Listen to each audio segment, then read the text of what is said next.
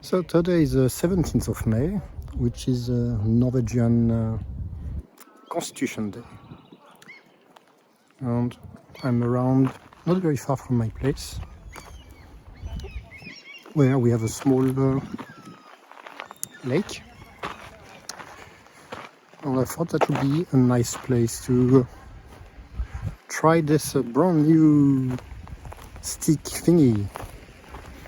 So I never use that, but later this year I'm planning to take a sabbatical, which includes taking some time traveling, enjoying going outside more than sitting on computers. So figured out maybe that would work nicely. So let's see how it is around here.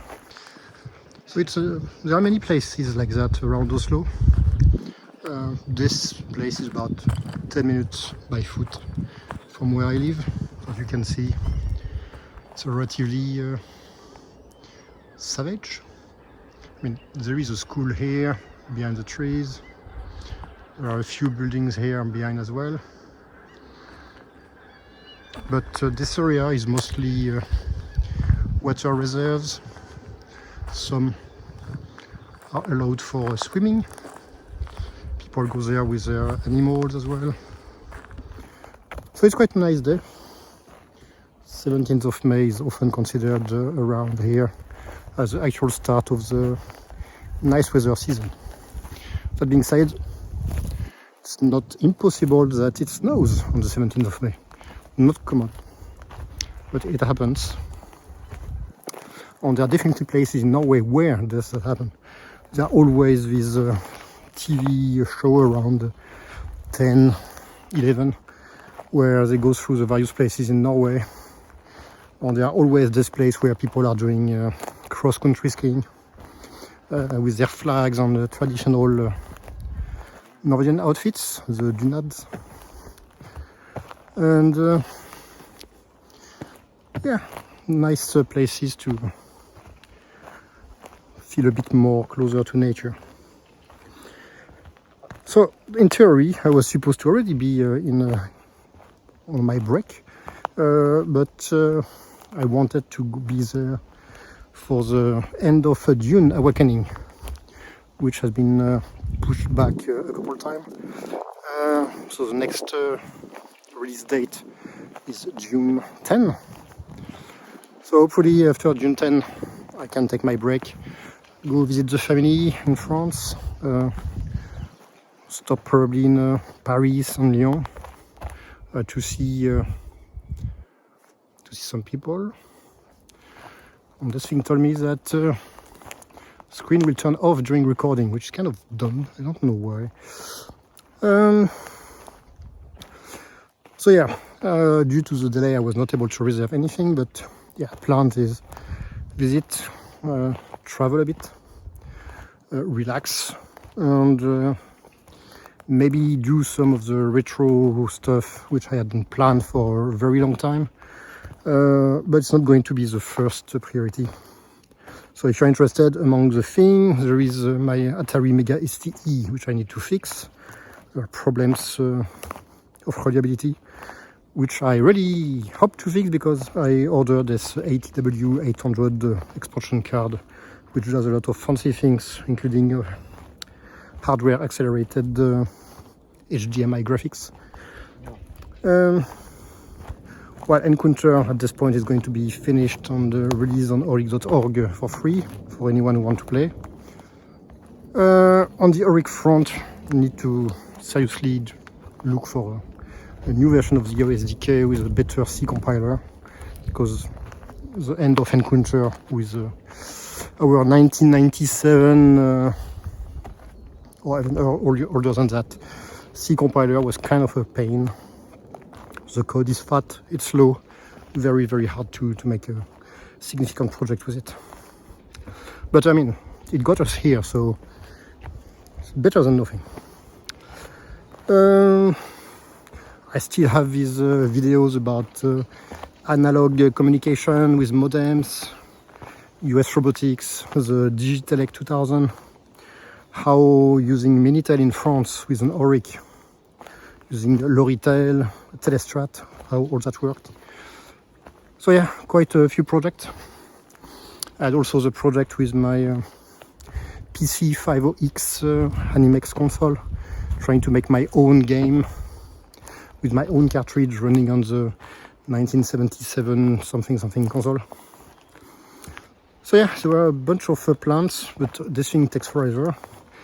And you can't just do that on weekends or evenings. You want to have a bunch of days together. Yeah, so regarding the duration, probably 6 months. Which means going back to work basically next year because of the delays. So we'll see how that goes. The reason is basically, as I was explaining to some people, I've been working in video games for 30 years, professionally. I mean, I've actually been programming since 1984, so yes, it's more than 40 years. But I started in add-in software in January 2nd, 1995. Worked 10 years in France, add-in software, Heliovision, Eden Games. Then in May 2005, I moved to Norway in Funcom. And yeah, we are in May 2025, so that's 20 years in Funcom. Celebrating 20 years in Norway. I have the double nationality. I have my small Norwegian mini flag here. Got the big flag on the balcony this morning. And yeah, I'm just tired. I got burnout in 2019. Too many projects, too many things. And after that there were COVID, and which I caught, like quite a few people. And I definitely did not recover. I don't sleep as well as I used to. I mean, there is also the age. I'm going to be 55 this year. But yeah, lack of activity and very long project, Unreal Engine, where basically it's more like doing maintenance than actually programming, knowing that you can't really fix the engine, because if you try to fix the engine, then it's not the same version of Unreal anymore, which means you can't really upgrade to the next version. So yeah, it's kind of difficult as a programmer. I totally understand why designers love Unreal. It's a very polished piece of software. There are a bazillion of features, can do pretty much everything. But if you try to get any reasonable performance, yeah, it's not there. There's a reason why Tim Sweeney was on a few podcasts recently, where he was talking about was it Unreal 6 or 5.8, I don't remember, where basically they are doing big changes, bringing a new scripting system which is better at multi-threading. Yeah, basically Unreal 5 is still struggling to do what some online games were doing 15 years ago. Like when you manage to get 100 animated, not animated, but online characters, players, feels like a huge victory. Which is, yeah, you will expect that we will be able to do that on both Unity and Unreal by now. That should be out of the box. So yeah, big thing. Of course, there is AI. What will be the role of a programmer in 2026, 2030, 40? So everybody really need to think about what their role is going to be in any job. Obviously, if everybody gets replaced by AI, who are going to be the juniors and the future seniors, and people able to find out that the AI did not generate the right thing? I mean, it's a great tool, but one thing which is for certain, if you are using it on a domain where you're not competent, being art and code and things, you are not able, you don't have the skill to know that the result is not good. It may look good to you, but the result may just be terrible. You just don't know. You don't have the skill to evaluate that. So yeah, that's a part of discussion, evaluation, thinking, relaxing. It's hard to think when you're tired. So yeah, less than a month before the launch of the game, and then my presence online probably going to be reduced for a while.